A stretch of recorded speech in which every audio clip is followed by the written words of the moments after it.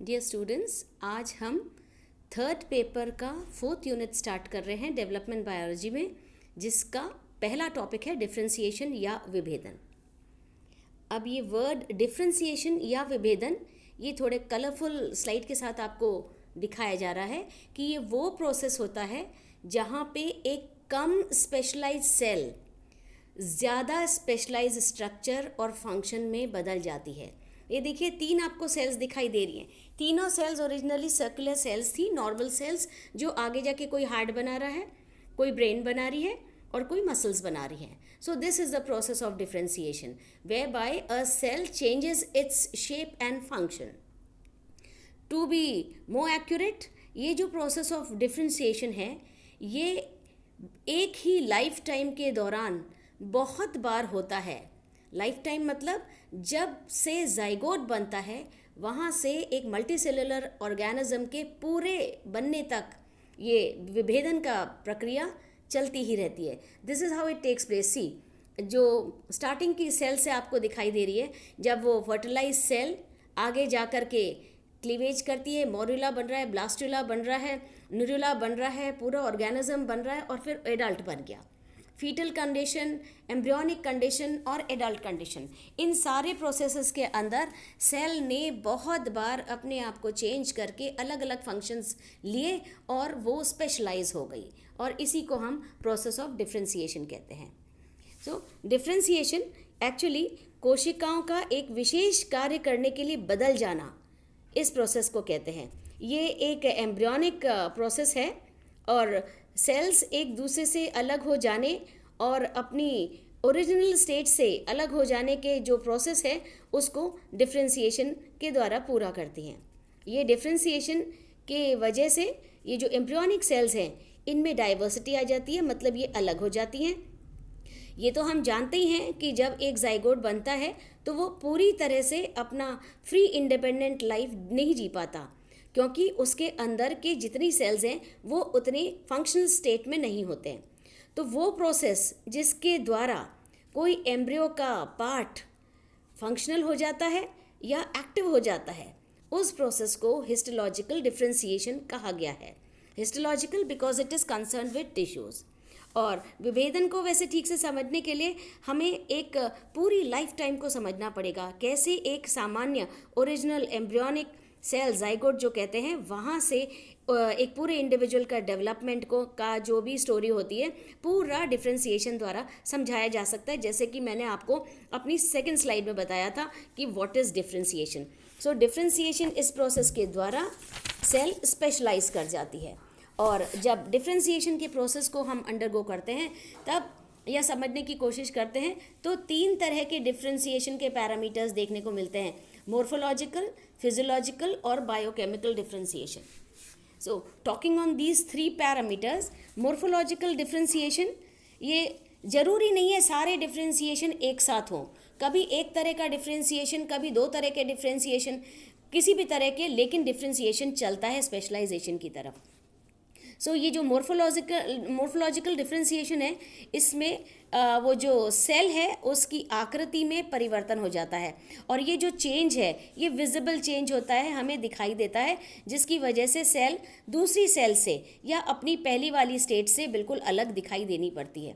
और ऐसा इसलिए होता है कि सेल को कोई स्पेशलाइज्ड काम करना होता है।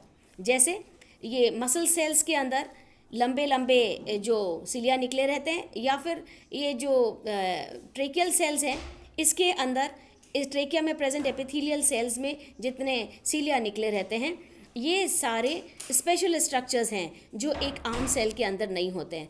क्योंकि एक नॉर्मल सेल अब सिलिया डेवलप कर लेती है, फ्लैजेला डेवलप कर लेती है और एक पर्टिकुलर शेप अपना बिल्कुल चेंज कर लेती है। इस प्रकार का ये जो मोर्फोलॉजिकल चेंज है, जिसमें सेल अपनी आकृति चेंज करके एक डिफरेंट लेकिन विशिष्ट आकृति पा रही है, इसको हम मोर्फोलॉजिकल डिफ्रेंसिएशन कहते हैं।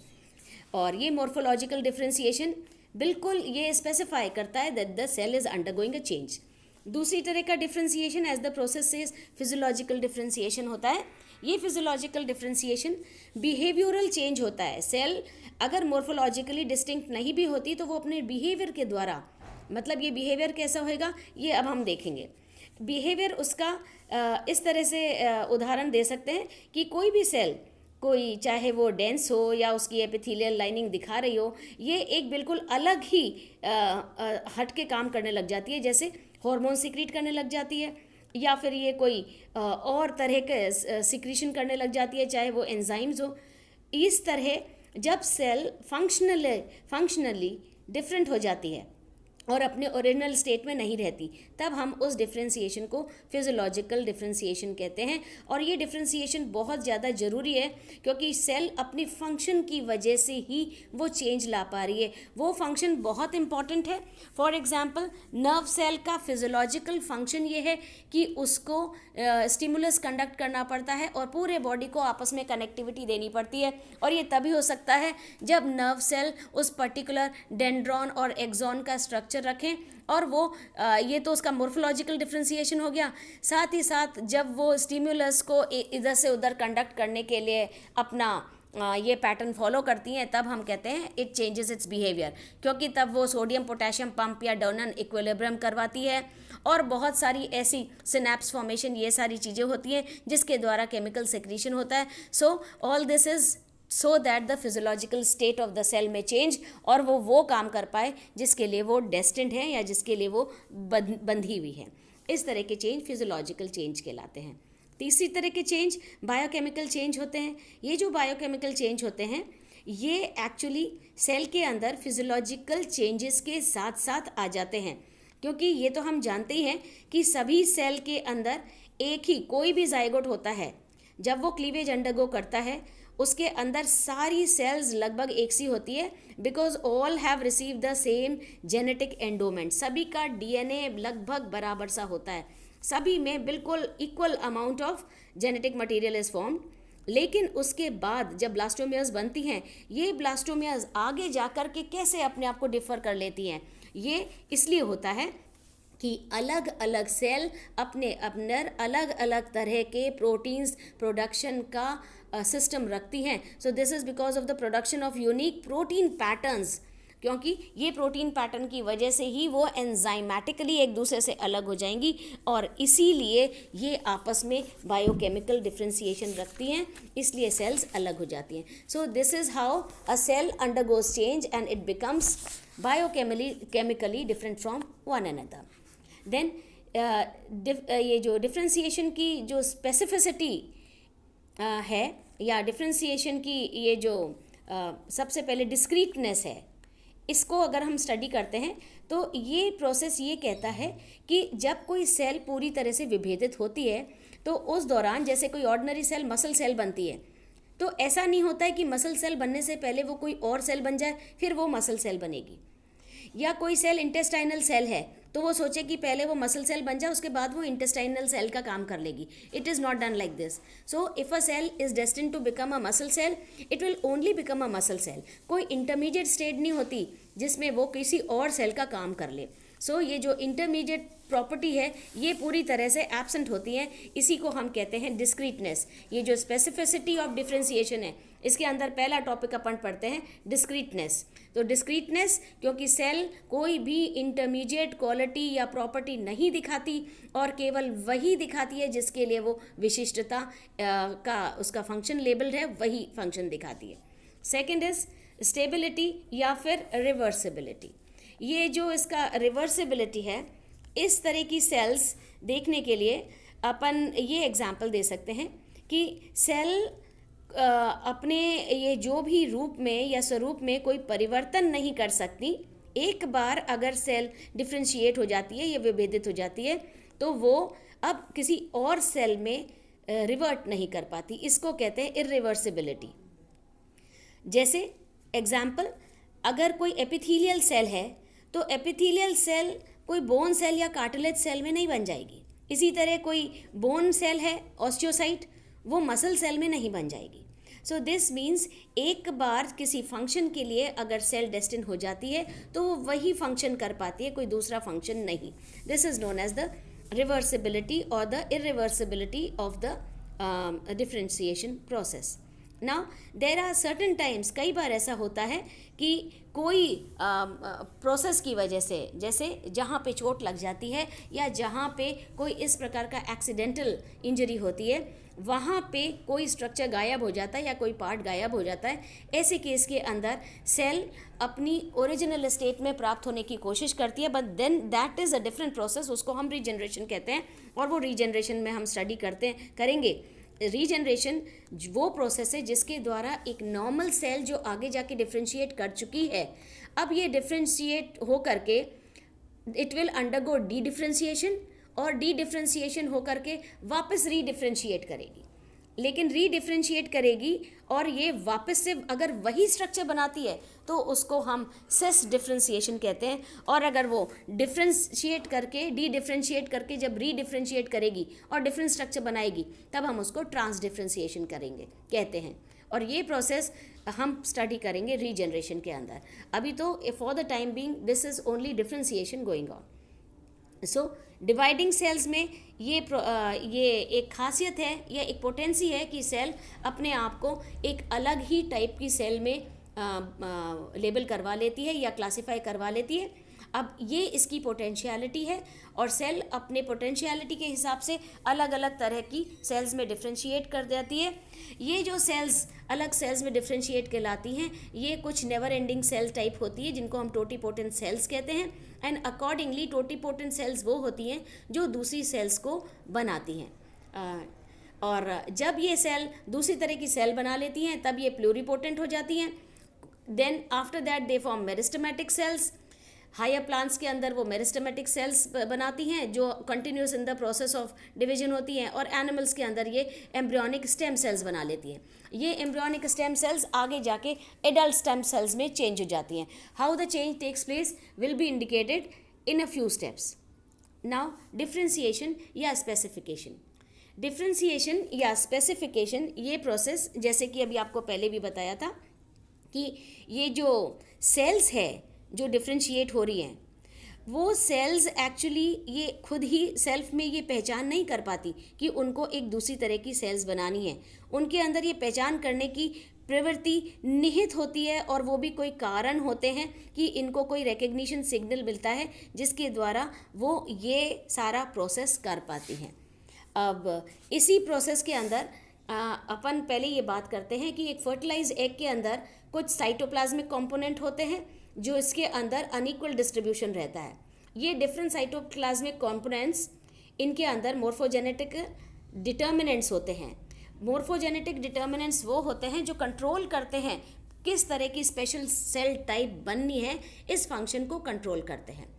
जब एक बार डिटर्मिनेशन का प्रोसेस हो जाता है तब आगे बढ़ के डिफ्रेंशिएशन या विभेदन का प्रोसेस होता है। जाइगोट के अंदर कंप्लीट इन्फॉर्मेशन होती है पूरे एक इंडिविजुअल के डेवलपमेंट के लिए, लेकिन ये कैसे डेवलप करता है इसको समझने के लिए स्पीमैन ने एक एक्सपेरिमेंट किया था जिसमें उन्होंने डिफ्रेंशिएशन की स्पेसिफिकेशन को पॉइंट आउट किया।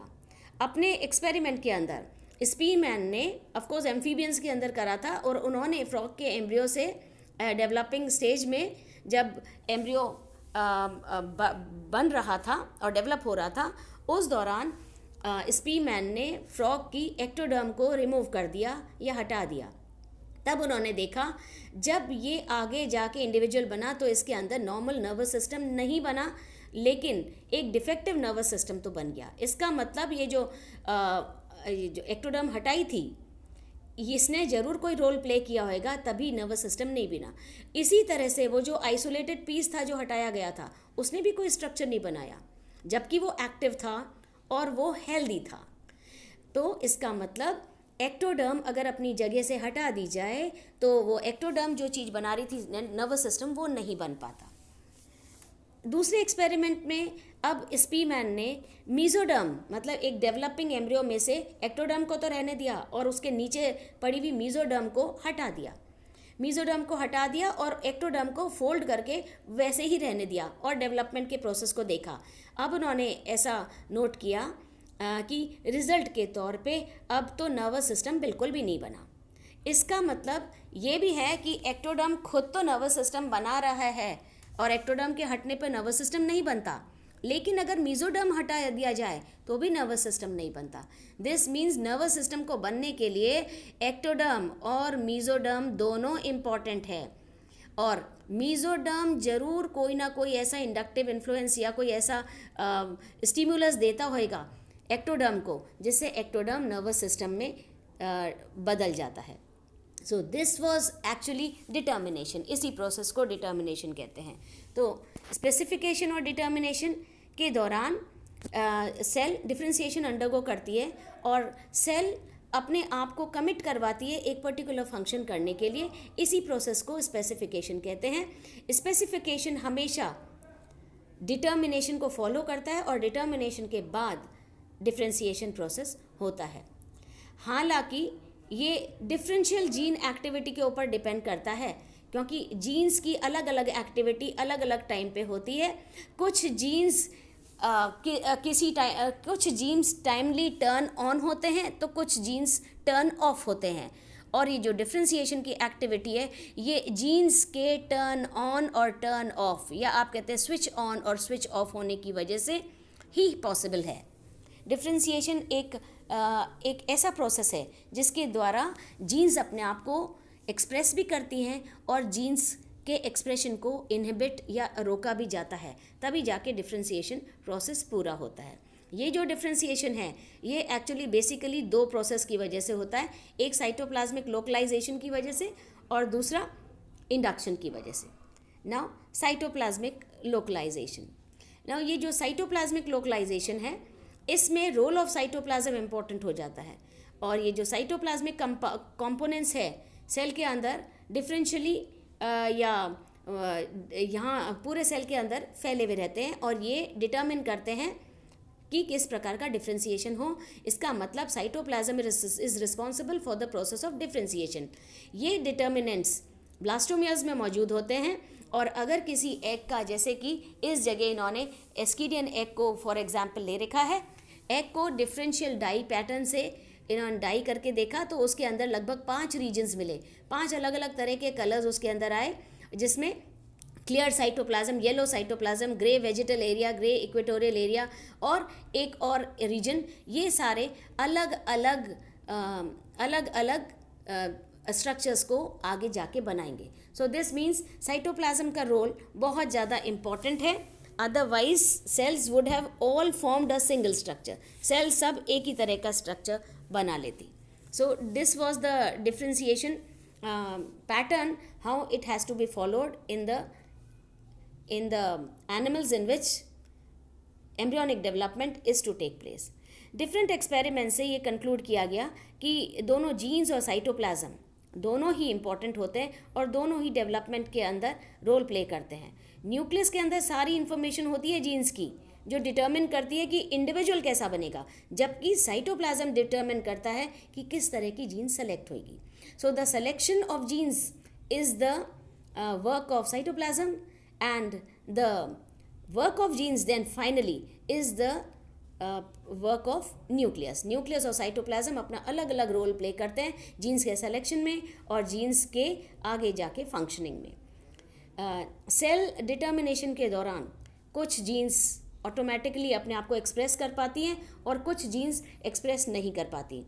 ये जो एक्सप्रेशन है वो बिल्कुल अलग अलग स्टेज पे अलग होता है। अगर कोई प्रोसेस 5 स्टेप्स में कंट्रोल होता है तो हो सकता है जीन्स कोई लेवल 1 पे एक्सप्रेस हो तो दूसरी जीन उस लेवल पे एक्सप्रेस नहीं हो।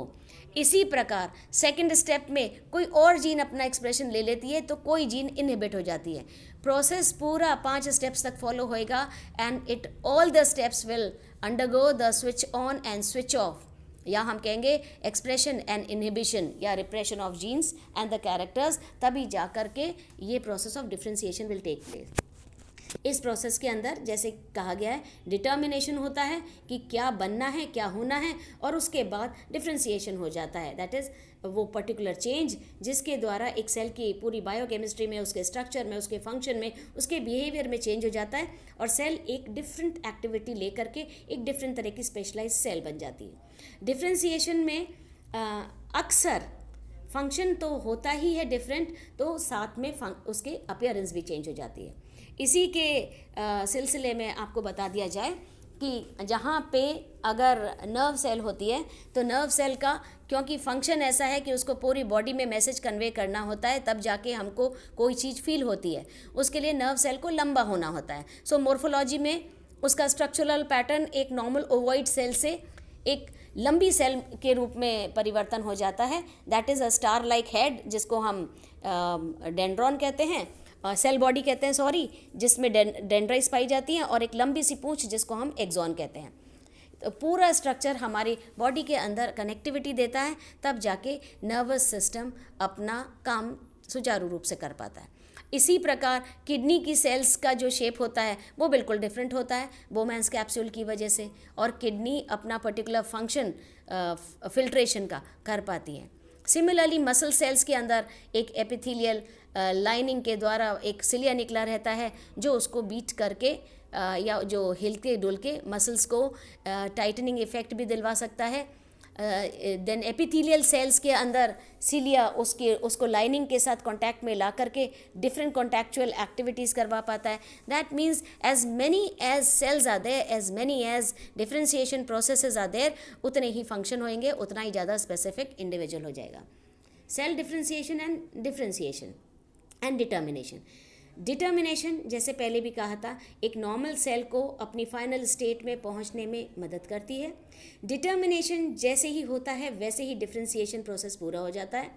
Cell differentiation is marked by the production of specific cell tissue protein. Cell differentiation जब होता है तब बॉडी के अंदर डिफरेंट तरह के टिश्यूज़ प्रोड्यूस होते हैं। फाइनल स्टेज जब डिफ्रेंशिएशन की चलती है तब ये जो सेल्स हैं उनकी पॉपुलेशन भी बढ़ जाती है, और इस तरह से बहुत ज़्यादा फंक्शनल स्टेट में लाने के लिए सेल अपनी फंक्शनल स्टेट बढ़ाती है, पॉपुलेशन बढ़ाती है, आकार बढ़ाती है और डिफरेंट चेंजेस अंडरगो करती है। और ये सारे चेंजेस डेवलपमेंटल लाइफ में होते हैं, और also they take place sometime in the postnatal life. Control इस पूरे प्रोसेस के दौरान एक्सरसाइज होता है, और ये कंट्रोल एक्सरसाइज होता है ऑफकोर्स न्यूक्लियस के अंदर कंट्रोलिंग फैक्टर होता है, क्योंकि कंट्रोलिंग फैक्टर न्यूक्लियस में लाई करता है और बाकी फैक्टर सारा साइटोप्लाज्म में लाई करता है। न्यूक्लियस अपना सिग्नल देता है और साइटोप्लाज्म उस सिग्नल को रिसीव करके डिफरेंट तरह की एक्टिविटीज़ में इन्वॉल्व होता है, और इस प्रकार डिफरेंट एक्टिविटीज़ हमारे बॉडी के हर जगह डेवलपमेंट के दौरान टेक प्लेस करती हैं, और अलग अलग तरह के processes undergo होते हैं, and the cell undergoes cell specification. Now as far as differentiation is concerned, हम ये जानते ही हैं कि सेल जब एक स्पेशलाइज सेल बनती है उस प्रोसेस को डिफ्रेंशिएशन कहते हैं। डेवलपमेंट के दौरान डिफ्रेंशिएशन होता है और सेल बहुत लेवल्स पे चेंज होती रहती है। ये डिफ्रेंशिएशन दो प्रकार का होता है। एक तो डिपेंडेंट डिफ्रेंशिएशन, जब सेल किसी बाहरी फोर्स के द्वारा प्रेरणा लेती है, या जब सेल किसी और सोर्स से इंडक्शन लेती है या बाहर की तरफ डिपेंड करती है, उसको हम डिपेंडेंट डिफ्रेंशिएशन कहते हैं। जब तक कोई बाहर का फोर्स नहीं लगेगा सेल डिफ्रेंशिएट नहीं करेगी। This is dependent differentiation. दूसरी तरफ एक वो डिफ्रेंशिएशन होता है जहाँ सेल ऑटोमेटिकली सेल्फ डिफ्रेंशिएशन की स्थिति में आ जाती है, और ये जो ऑटोमेटिक सेल्फ डिफ्रेंशिएशन होता है इसकी वजह से सेल अपने आप एक डिफरेंट एक्टिविटी ले लेती है। So differentiation is again of two types, self differentiation and dependent differentiation. It all depends कि स्टिमुलाई कहाँ से आ रहा है। सेल के अंदर से आ रहा है तो वो सेल्फ हो जाता है डिफ्रेंशिएशन, और स्टिमुलाई सेल से बाहर से आ रहा है, कोई एक्सटर्नल सेल फोर्सेस से आ रहा है, तब उसको हम डिपेंडेंट सेल डिफ्रेंशिएशन कहते हैं। सेल डिफ्रेंशिएशन के दौरान ये तो हमने पढ़ा ही है कि वो सेल्स एम्ब्रियोनिक स्टेज से लेकर के पूरे एडल्ट तक अलग अलग स्थिति में डिफ्रेंशिएट करती रहती हैं। So this is a continuous process जो जाइगोट से पूरे एडल्ट तक चलता रहता है। डिफरेंट तरह की स्टेम सेल्स होती है। स्टेम सेल्स हम जानते हैं वो सेल्स होती हैं जो दूसरी सेल्स बनाती हैं। सो stem cells are unspecialised sales. ये अनस्पेशलाइज सेल्स होती हैं जो डिफ्रेंशिएशन को जन्म देती हैं या डिफ्रेंशिएशन डेवलप करवाती हैं। दो तरह की स्टेम सेल्स होती हैं, एम्ब्रियोनिक लाइफ में भी होती हैं और एडल्ट स्टेम सेल्स भी होती हैं। वो सेल जो एम्ब्रियो के अंदर होती हैं और इनर मास के अंदर पाई जाती है, एम्ब्रियो के अंदरूनी तरफ पाई जाती हैं, इनको हम एम्ब्रियोनिक स्टेम सेल्स कहते हैं। ये एम्ब्रियोनिक स्टेम सेल्स प्लूरिपोटेंट होती हैं। दैट मीन्स ये स्टेम सेल्स कोई भी तरह की स्टेम सेल्स को प्रोड्यूस कर सकती हैं। They have the ability to produce almost all the cells of the body, इसलिए दे आर प्लूरिपोटेंट। दूसरी तरह की स्टेम सेल्स होती है एडल्ट स्टेम सेल्स। ये स्टेम सेल्स मल्टीपोटेंट होती हैं। इसका मतलब ये भी बहुत सारे प्रोसेसेस को या बहुत सारी सेल्स को डिफ्रेंशिएट कर पाती हैं, लेकिन इनका दायरा एम्ब्रियोनिक स्टेम सेल से ज़्यादा सीमित रहता है। And they can only produce the type of cell या टिश्यू जो जिसके लिए वो यूनिक प्रोटीन पैटर्न्स रखती हैं, सब तरह के लिए नहीं। So this is the difference when differentiation of stem cells takes place in an embryonic stem cell and when it takes place in an adult stem cells. Cytoplasmic determinants and inductive signal, जैसे कि अभी आपको बताया ही था कि egg का cytoplasm role play करता है। एग के साइटोप्लाज्म के अंदर आरएनए होता है, प्रोटीन्स होते हैं और दूसरे सब्सटेंसेस होते हैं जो अनइवनली डिस्ट्रीब्यूटेड रहते हैं एक अनफर्टिलाइज्ड एग में। जैसे ही एग फर्टिलाइज हो जाता है वैसे ही एग एक दूसरी तरह के स्टिमुलाई रिसीव करती है, सिग्नल रिसीव करती है, और ये जो साइटोप्लाज्मिक डिटर्मिनेंट्स है ये मैटरनल सब्सटेंसेस को इन्फ्लुएंस करते हैं और मैटरनल इफेक्ट देने के ज़्यादा काम आते हैं, जबकि ओवरऑल एक्टिविटी बहुत सारी दूसरी चीज़ों से भी इफेक्टेड रहती है। जैसे जैसे जाइगोट माइटोसिस से डिवाइड करता है, ये जो साइटोप्लाज्मिक डिटर्मिनेंट्स हैं ये अलग अलग जीन को एक्सप्रेस करते हैं एंड इस तरह से cell determination process takes place. एक बार ये फीमेल की एग फर्टिलाइज हो जाती है तो जो भी डीएनए है उसके अंदर सारा आइडेंटिकल हो जाता है। ये डीएनए तो डेफिनेटली आइडेंटिकल होता है सारी ब्लास्टोमियर्स के अंदर, लेकिन डीएनए खुद क्रोमोसोम का बना रहता है। क्रोमोसोम हम जानते हैं उसके अंदर बहुत सारी जीन्स होती हैं, उसी को क्रोमोसोम कहते हैं, और हर जीन एक अलग फंक्शन के लिए जिम्मेदार होती है। So the reasons of these genes जो एक्सप्रेस कर जाती हैं तो ये बताती हैं कि किस प्रकार की सेल बननी है। इसी प्रोसेस को हम डिफ्रेंसिएशन कहते हैं। So no doubt an embryo receives the same genetic information. एक एम्ब्रियो के अंदर सेम जेनेटिक इन्फॉर्मेशन होती है, लेकिन क्योंकि ये जो क्रोमोसोम्स हैं ये डिफरेंट हैं, इनके अंदर लोकलाइजेशन ऑफ जीन्स अलग अलग हैं। हर जीन एक अलग जीन वन एंजाइम थियरी को मानते हुए एक अलग प्रोटीन पैटर्न निकालती है, जिसकी वजह से डिफ्रेंसिएशन प्रोसेस चलता है। And of course we have already talked कि डिफ्रेंसिएशन पैटर्न के अंदर साइटोप्लाज्मिक लोकलाइजेशन और इंडक्शन दोनों ही अपना इन्फ्लुएंस लगाते हैं। इंडक्शन तो आपको बताया ही था किस प्रकार एक्टोडर्म और मेसोडर्म को हटाने की वजह से नर्वस सिस्टम नहीं बनता। केवल एक्टो और मेसोडर्म जब साथ साथ होते हैं तभी एक हेल्दी नर्वस सिस्टम बन पाता है। और साइटोप्लाज्मिक इन्फ्लुएंस ये भी आपको अभी समझाया ही था कि किस प्रकार साइटोप्लाज्म अपना इन्फ्लुएंस दिखाता है, क्योंकि साइटोप्लाज्म के अंदर डीएनए से ज़्यादा हम आरएनए के अंदर इंटरेस्टेड हैं। RNA and proteins go hand in hand. Proteins are responsible for the functioning of the body in total, और डिफरेंशियल प्रोटीन पैटर्न्स बनते हैं जिसकी वजह से ये प्रोसेस ऑफ डिफ्रेंसिएशन होता है। वैसे ये जो डिफ्रेंसिएशन का प्रोसेस है ये 4 हेड्स में हम पढ़ सकते हैं। एक gene control, cell interaction, hormones और environmental factors. In a nutshell हम कह सकते हैं जीन्स आपस में, जीन बताती है कौन सी जीन क्या चीज़ बना सकती है, उसके लिए हर एक नए फंक्शन के लिए जीन जिम्मेदार है। सेल इंटरेक्शन, सेल आपस में होते हैं तो एक दूसरे के साथ लगातार संपर्क में रहते हैं और इंटरेक्ट करते हैं, मैसेजेस एक्सचेंज होते हैं। Hormones, they are the chemical inducing factors जो अलग अलग जगह जाके अपनी फिजियोलॉजिकल डिमांड्स पूरी कराते हैं। And environmental factors of course जो टाइम टू टाइम एक्सटर्नल और इंटरनल इन्फ्लुएंस के द्वारा लगाया जा सकता है। तो जैसे कि ये जो डिफ्रेंसिएशन प्रोसेस है ये बताया था, जहाँ पे एक जाइगोट अलग अलग सेल में चेंज हो जाती है, एक मल्टी सेलुलर स्ट्रक्चर में चेंज हो जाती है, मतलब एक जाइगोट एक पूरे इंडिविजुअल में चेंज हो जाती है। ये पूरा प्रोसेस केवल सेल डिफ्रेंसिएशन के द्वारा ही पॉसिबल है, क्योंकि एक जाइगोट ने तो एक ही इन्फॉर्मेशन रिसीव करी थी, लेकिन वो इन्फॉर्मेशन आगे जा कर के किस प्रकार डिस्ट्रीब्यूट हो जाती है और किस प्रकार चेंजेस लाती है जाइगोट के अंदर, और ये चेंजेस उसकी ब्लास्टोमियाज द्वारा साइटोप्लाज्मिक और इंडक्टिव इन्फ्लुएंसेस दिखा करके प्रोटीन पैटर्न्स में चेंज लाती हैं। साथ ही में बहुत सारे दूसरे बायोकेमिकल चेंजेस आते हैं और ये प्रोसेस ऑफ डिफ्रेंसिएशन होता है। नाउ ये प्रोसेस डिफ्रेंसिएशन का दिखाने के लिए एक एक्सपेरिमेंट किया गया था जिसमें आरएनए पॉलीमरेज एंजाइम ली गई। एक एनिमल या एक बैक्टीरिया से आरएनए पॉलीमरेज एंजाइम ली गई और एक बछड़े से काफ की थाइमस ग्लैंड से डीएनए का मिक्सचर लिया गया और इस प्रकार आरएनए को सिंथेसाइज किया गया। नाउ आरएनए सिंथेसाइज तो हो गई, लेकिन इसमें जब आगे जाके हिस्टोन प्रोटीन्स डाले तो आरएनए बनना बंद हो गई। इसका मतलब एक कंक्लूजन तो ये है कि हिस्टोन प्रोटीन्स ये प्रोसेस को स्टॉप कराते हैं। क्रोमैटोग्राफी और दूसरे भी और विधियों से या प्रोसेसेस से हमने ये देखा कि हिस्टोन प्रोटीन्स अगर डाल दिए जाएं तो आरएनए की सिंथेसिस का इनहिबिशन हो जाता है। इसी प्रकार एक और एक्सपेरिमेंट के अंदर बछड़े की थाइमस ग्लैंड के न्यूक्लियस को एक प्रोटियोलाइजिंग एंजाइम ट्रिप्सिन से ट्रीट किया जाए तो ये एंजाइम न्यूक्लिक एसिड से ये जो हिस्टोन प्रोटीन्स को हटा देता है। सो अगेन वी फाइंड कि हिस्टोन प्रोटीन्स आरएनए के सिंथेसिस को स्टॉप कर देते हैं।